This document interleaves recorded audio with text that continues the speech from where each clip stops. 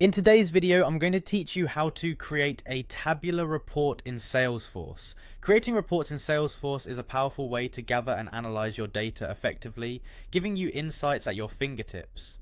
Let's dive right into it so you can start leveraging the full potential of Salesforce reporting. First, navigate to the app launcher in your Salesforce environment. If you're not familiar, the app launcher is that handy grid icon in the upper left corner of the interface. From there, select Reports. With Reports open, look for the button labeled New Report. Clicking this button will initiate the process of creating a fresh report, opening up a world of data customization right in front of you. Now the next step is to select the report type. This is crucial because the report type determines the data and records you'll be able to extract and view. Often you will have a variety of standard report types available that have been predefined to suit common reporting needs. Keep in mind though that standard report types differ from report formats. The type defines the data, while the format determines how that data is displayed. Once you've selected a report type, it's time to choose the object or objects you wish to include in your report.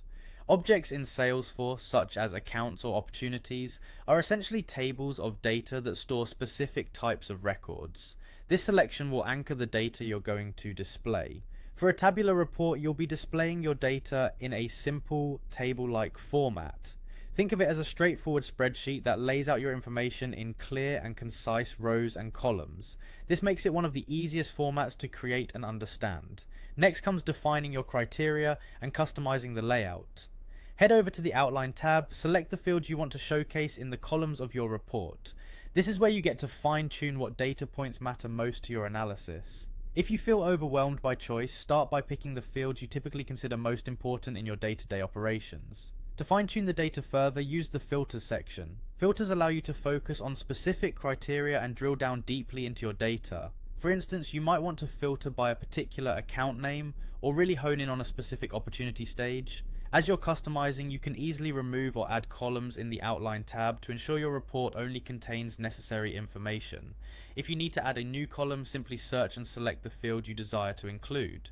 Once you're satisfied with your setup, it's time to save your work. Remember to provide a meaningful name for your report that reflects its content or purpose. Then choose a specific folder to store this report. Organizing your reports in appropriate folders ensures easy accessibility later. Finally, hit Save, and your report is good to go. With these steps completed, you now have a tabular report ready to help you make informed decisions. Enjoy your newfound data visibility and drive your business forward efficiently.